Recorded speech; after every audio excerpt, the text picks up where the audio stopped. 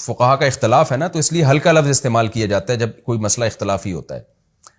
تو بعض لوگوں نے میرے خلاف ایک وہ ریکارڈ کیا اور مجھ پہ طنز کیا کہ قرآن تو کہہ رہا ہے کہ اپنی طرف سے چیزوں کو حلال و حرام مت کرو، اور دیکھو یہ لوگ اندھے مقلد ہیں اور انہوں نے اپنی طرف سے مچھلی کے علاوہ جتنی مخلوق تھی اس کو حرام کر دیا ہے، اور پھر قرآن کی آیتیں فٹ کرنا شروع کر دیں.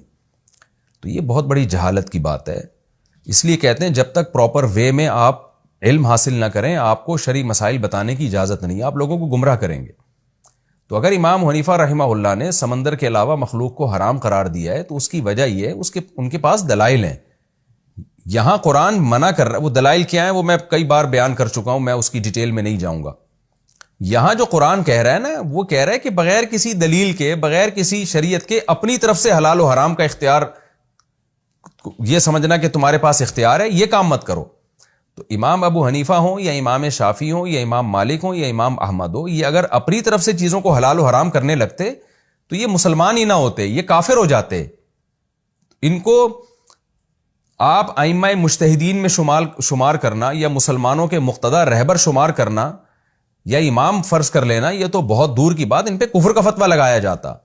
تو یہ ائمہ ہرگز اپنی طرف سے چیزوں کو حلال و حرام نہیں کرتے تھے. ہاں یہ ضرور ہے کہ شرعی دلائل میں بعض دفعہ تعارض ہوتا ہے، تو ایک امام ایک دلیل کو ترجیح دیتے ہیں، دوسرے دلیل کو، لیکن دونوں کا بنیادی مقصد یہی ہوتا ہے کہ شریعت کو جانچنے کی کوشش کرنا کہ اسلام اس بارے میں کیا کہتا ہے. تو اس بارے میں سمجھنے میں ان کی رائے میں اختلاف ہو سکتا ہے. تو یہی وجہ ہے کہ مجتہدین کا بہت سے مسائل میں اختلاف ہے. تو اس اختلاف کی بیس پر کسی ایک کو آپ کافر کہیں یا کسی ایک کو مسلم کہیں، یہ بالکل حرام ہے. بلکہ ایک نے حلال کہا ایک نے حرام کہا، وجہ اس کی ہے کہ ان کی نظر میں یہ تھا کہ حلال کے دلائل زیادہ ہیں، لہذا انہوں نے حلال کا فتویٰ دیا. ایک کی نظر میں یہ تھا کہ حرام کی طرف دلائل زیادہ ہے تو انہوں نے حرام کا فتویٰ دیا. کچھ چیزیں تو ایسی ہیں جن کے بارے میں پوری امت کا اتفاق ہے، جیسے کتا، بلی، گدھا اور خچر اور جتنے بھی درندے ہیں، چیل، یہ سارے جانور تمام فقہا کے نزدیک حرام ہیں. اور کچھ کے نزدیک کیا تھا کہ کچھ مسائل میں اختلاف ہو گیا، سمندر کی تمام مخلوق حلال ہے یا حرام ہے. امام ابو حنیفہ رحمہ اللہ نے کہا کہ بھئی صرف مچھلی کھانے کا ثبوت ملتا ہے، باقی چیزوں کا ثبوت نہیں ملتا، لہذا انہوں نے اس کو حرام کہا. کیونکہ احلت لنا میتتان، حدیث میں آتا ہے 2 مردار ہمارے لیے حلال ہے، مچھلی اور ٹڈی.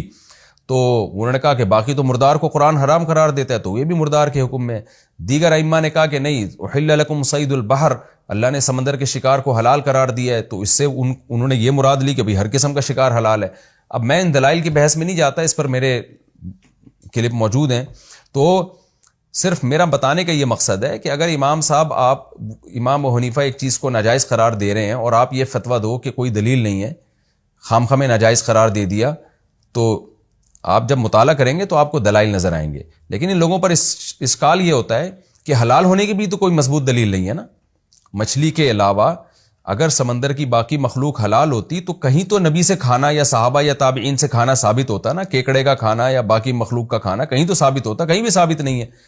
تو اس لیے اگر حرام قرار دینا جرم ہے تو حلال قرار دینا بھی جرم ہے. تو قرآن تو کہہ رہا ہے نہ یہ کہا کرو کہ ہذا حلال، یہ حلال ہے، اور نہ یہ کہا کرو یہ حرام ہے، جب تک تمہارے پاس کوئی دلیل نہ ہو اپنی طرف سے حلال و حرام مت کرو.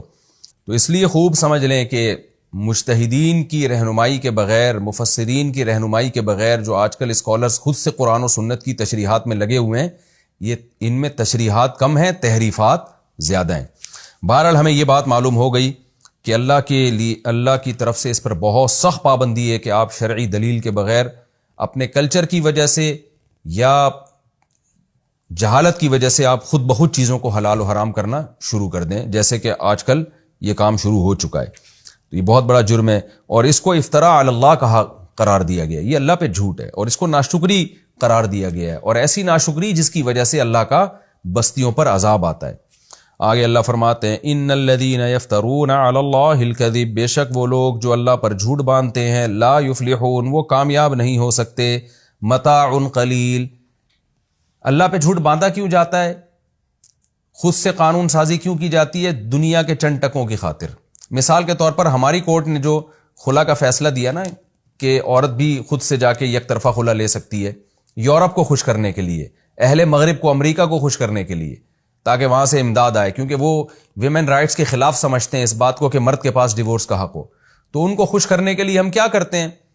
اپنا جو ہمارا ایک دین اور ہمارا مذہب ہے اور 1400 سال سے ہمارے خوبصورت کلچر ہے، اس کلچر کو ہم چینج کرنے لگتے ہیں. ان کے اشاروں پر ہم خواتین کو وہ حقوق دینا شروع کر دیتے ہیں جو اسلام نے نہیں دیے، جس کے نتیجے میں خواتین کو حقوق ملتے نہیں ہیں، خواتین کا اور بیڑا غرق ہو جاتا ہے. مثال کے طور پر ہماری عدالتوں نے عورت کے رائٹ کو بڑھانے کے لیے طلاق کا حق ان کو دے دیا، لیکن نتیجہ کیا نکل رہا ہے؟ اس سے مردوں میں شادیوں کا رواج کم ہوگا اور نتیجہ آخر میں